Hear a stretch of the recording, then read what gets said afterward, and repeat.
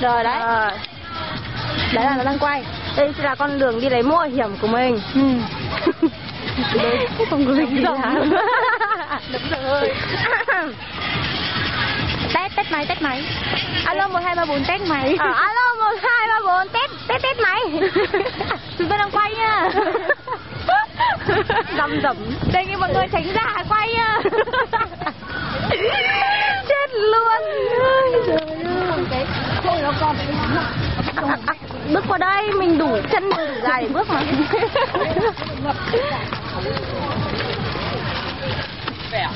Về đây. Chị quay về đây không? Có chứ. Dám chân dài. Hello Picasso.